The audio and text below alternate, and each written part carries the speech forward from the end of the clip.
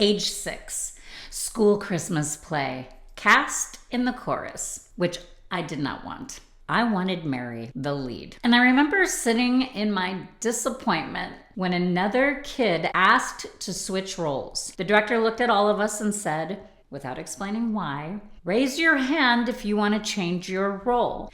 My hand shot up before I could even think about it. He called on me. I opened the paper. It was Mary. I've believed I was destined to act ever since. 42 years later, I am still acting, and I don't care that you know how old I am. That wasn't luck, by the way. And today, day 3 of 17, this program I'm doing with you named what it actually was. Here's the question I'd like you to hang on to, okay? If brainwave states, subliminal tracks, and subconscious programming are misunderstood, and they mostly are, then why do people who do affirmations, gratitude, and visualization sometimes experience massive real-world results? What is actually happening? Well, today I found out, and it's real, it's studied, and it has nothing to do with theta waves. Sorry, Joe Dispenza, I love you. 3 things. A story from my mid-20s where a belief I was actively defending nearly cost me my acting career. The verified science behind why affirmations and gratitude sometimes work, and why the popular explanation is wrong. Oh, and how days 1, 2, and 3 are compounding into something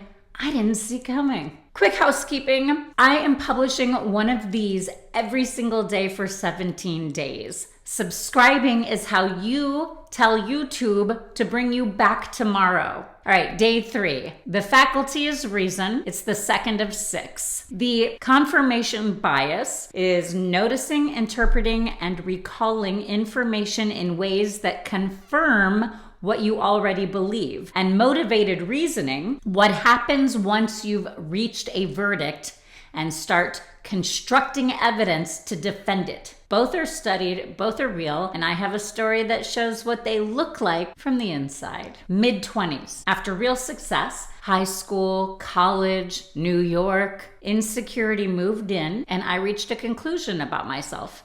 I only succeed because I wasn't competing with a truly competitive group. Once that belief was in place, I reasoned from it constantly. Every setback confirmed it. Every win felt like a fluke. A good example of this, my first audition at the Goodman in Chicago earned me a callback. But because I didn't book it, I sunk into, obviously I wasn't good enough. I wasn't just noticing evidence for the belief. I was manufacturing evidence to defend a conclusion I'd already reached without knowing that was a thing you could do to yourself. Then I caught the premise. The moment I started seeing opportunity instead of obstacle, I booked a co-star on Chicago PD and built real relationships in the industry. Same mechanism as the 6-year-old with her hand in the air.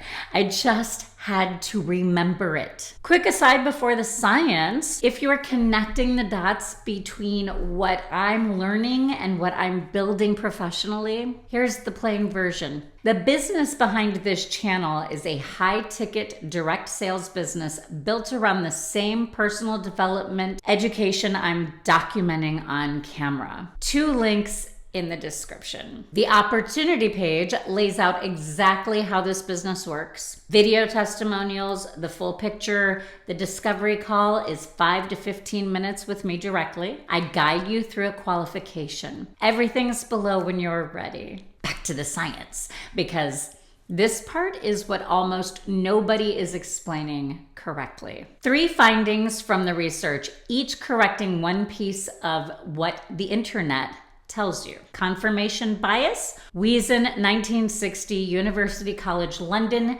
In one of psychology's most replicated experiments, people consistently tested their beliefs only with confirming examples and missed disconfirming evidence right in front of them. Nickerson's 1998 review shows it's operating across every domain of life. Practically, what you believe about yourself becomes a sorting algorithm. What evidence you notice how you interpret ambiguous feedback, how boldly you act on what you find. Notice, interpret, act. The whole sequence runs on the belief system you've created. Affirmations, and here's the real distinction, the version with legitimate evidence is not "I am successful" repeated into a mirror. That version has mixed results and can actually backfire.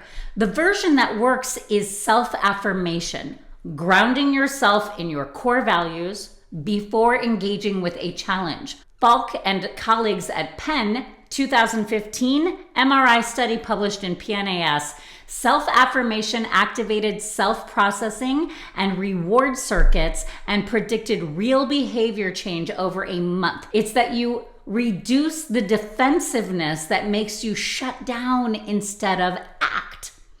Day one's present tense with emotion instruction works because you're grounding yourself in who you already know yourself to be.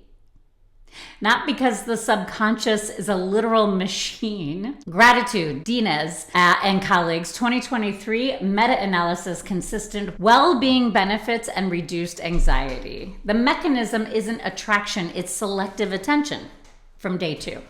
Train your attention toward what's working, and confirmation bias starts filling more evidence under things are moving. Trainable attention habit. Real results. Day one callback in one sentence. Outcome visualization underperformed because the brain tested the reward and relaxed. Day two callback. Selective attention is what you notice. Confirmation bias is how you interpret what you find, write the belief, notice the evidence, reason toward it. 3 days. Same mechanism. One more thing I want to examine. I wrote in my journal, because others have done this and are making real money doing it, I can do it. Therefore, I am. Wishful thinking?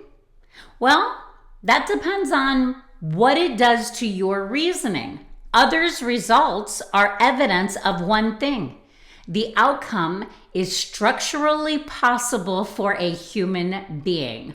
Once you accept that premise, your confirmation bias stops hunting for reasons it can't happen to someone like you and starts noticing the paths people actually took.